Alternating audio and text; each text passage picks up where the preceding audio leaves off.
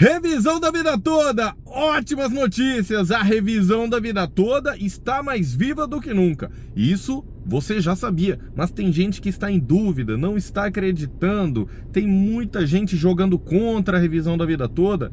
Acalma o seu coração.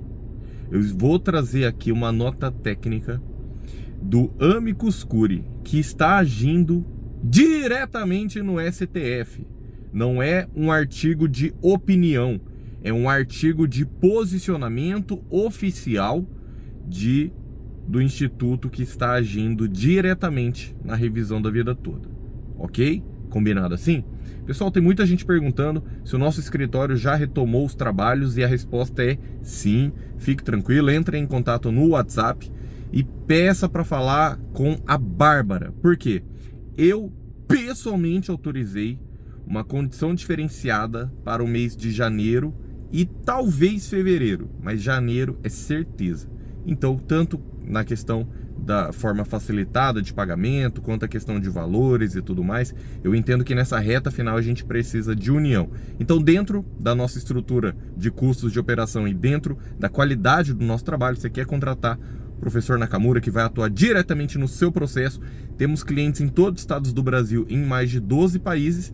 E claro, né, a nossa atuação direta ali, tanto em São Paulo, na Avenida Paulista, como em Brasília, STJ e STF. Então, se você quiser que eu seja o seu advogado, seja para um processo já em andamento, ou análise completa de mais de 20 revisões, ou planejamento, uma análise completa para quem vai se aposentar ainda, às vezes você tem um filho, ou uma esposa, ou um marido que está nessa situação, então, tanto para processo em andamento, como análise de mais de 20 revisões, como também o planejamento, você entra em contato no WhatsApp, pede para falar com a Bárbara, não é robô, não é atendimento humanizado, tá? E pede e fala assim, ó, eu vi o vídeo do professor Nakamura e sei que tem uma proposta exclusiva, autorizada por ele para o mês de janeiro. Só fala isso e ela já vai encaminhar as informações. Combinado assim? Para quem já é cliente, mais de 11 mil clientes, quero agradecer a confiança em nosso trabalho. E mesmo que você não seja cliente, você tem um lugar no meu coração. Sabe por quê? Porque você está aqui, está assistindo, está consumindo informação de qualidade e, mais do que tudo, está junto na luta pelo direito dos aposentados. Eu sou advogado de muitos aposentados, mas aqui na revisão da vida toda eu tomei a causa para o coração e eu vou defender todo mundo. Ninguém solta a mão de ninguém. Nenhum aposentado será deixado para trás. E eu não quero honra, não quero glória. Toda honra e toda glória ao Senhor, o advogado dos advogados, o Deus do impossível. E a revisão da vida toda vai sair em 2025. Eu creio. Amém? Amém. Então vamos juntos aqui. Deixa eu trazer esse artigo. Como eu disse, não é um artigo de opinião. É uma nota técnica de posicionamento oficial do Instituto Brasileiro de Direito Previdenciário, ou seja, o Amicus Curiae, que está atuando diretamente na revisão da vida toda, junto com o IEPREV, o Instituto de Estudos Previdenciários, tá? Então, além disso, pessoal, a gente sabe também, né, da grande atuação e existência do IAP, o Instituto de Advogados Previdenciaristas, do qual eu faço parte. Então,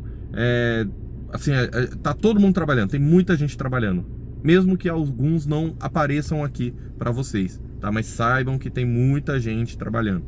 Eu faço questão de reconhecer e dar os créditos para esses institutos também, tá bom, pessoal? Beleza. Nota técnica oficial. Na sessão extraordinária ocorrida em 21 de março de 2023, o plenário do STF julgou as ações diretas de inconstitucionalidade, ADIs, 2110 e 2111, confirmando a constitucionalidade de dispositivos da Lei 9.876 de 99, que haviam alterado a Lei 8.213 de 91, que é a Lei de Benefícios da Previdência Social.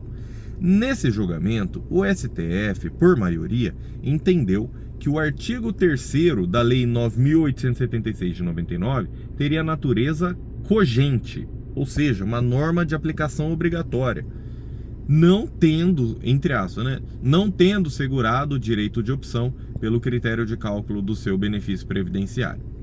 Ao atribuir natureza cogente a esse enunciado, o STF alterou sua jurisprudência, firmada no recurso extraordinário 1.276.977.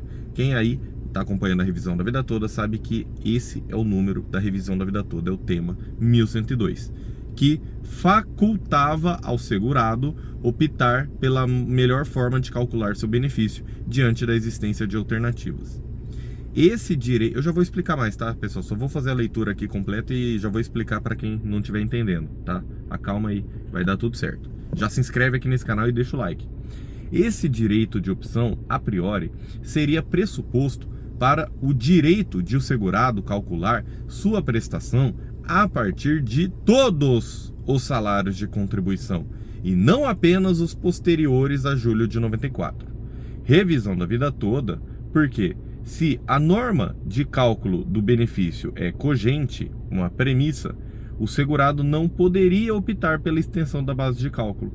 A partir desse contexto e, sobretudo, dos debates ocorridos naquela sessão, a imprensa publicizou que o STF havia, entre aspas, alterado seu entendimento sobre a revisão da vida toda, exarado no recurso extraordinário 1.276.977.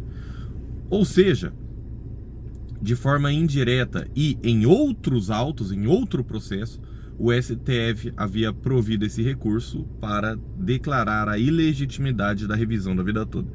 Aqui ele está falando o que a imprensa noticiou, o que a imprensa falou. A imprensa falou: STF nega a revisão da vida toda, STF rejeita recurso da revisão da vida toda, STF não sei o que, acaba com a revisão da vida toda. E aí você entra num site desses, né, e são sites grandes, tá, pessoal?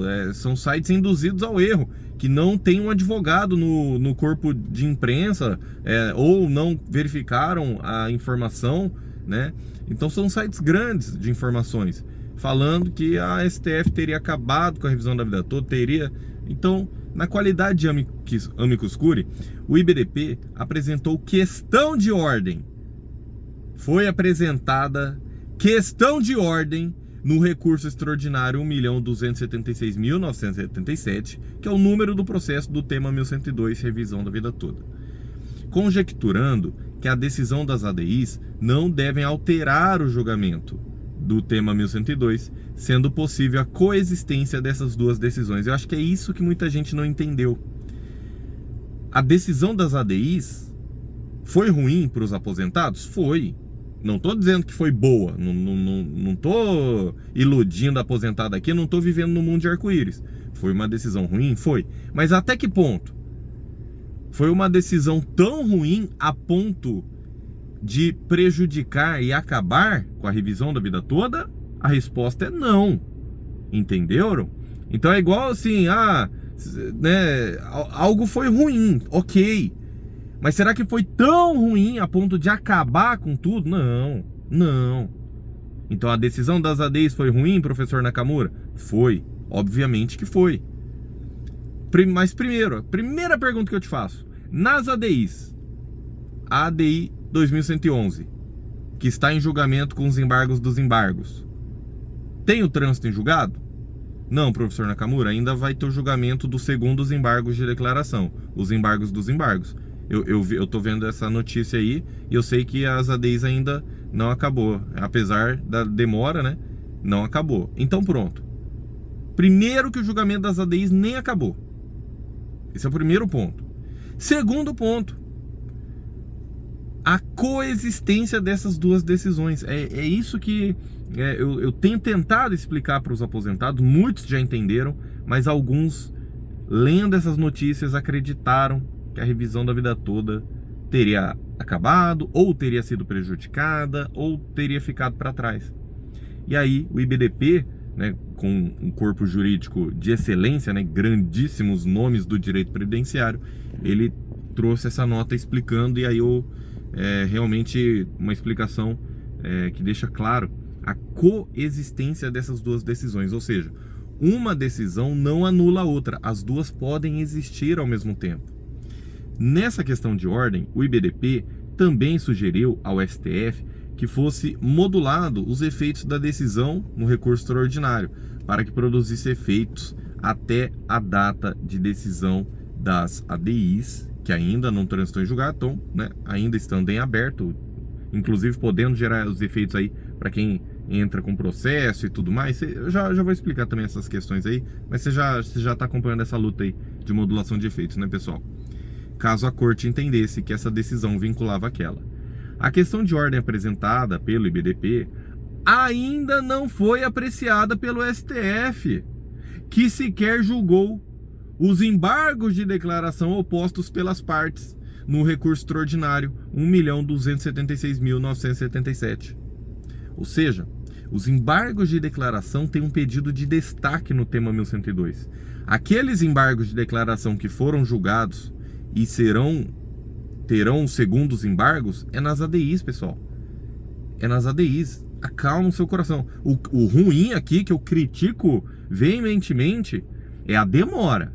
A demora do STF e o não pagamento do reajuste. Para mim, todo aposentado já tinha que estar recebendo reajuste e depois a gente vê os atrasados. Essa é a minha opinião. Agora, falar que a revisão da vida toda acabou, aí não dá, né, pessoal? Aí não dá. Então o IBDP tá errado, o Alexandre de Moraes tá errado, o Edson Fachin tá errado, os ministros com votos mantidos estão errados. Então tá, até o André Mendonça, que já foi AGU e hoje está a favor dos aposentados, então tá todo mundo errado. Então, não, né, pessoal? Não, né?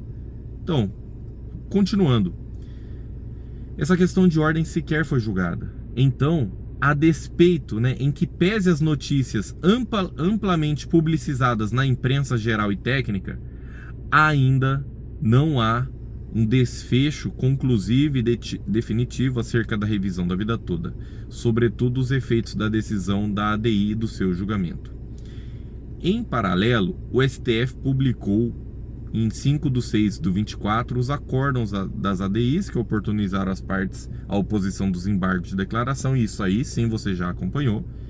E além de amicus curiae, do tema 1102, o IBDP também é amicus curiae no julgamento da ADI.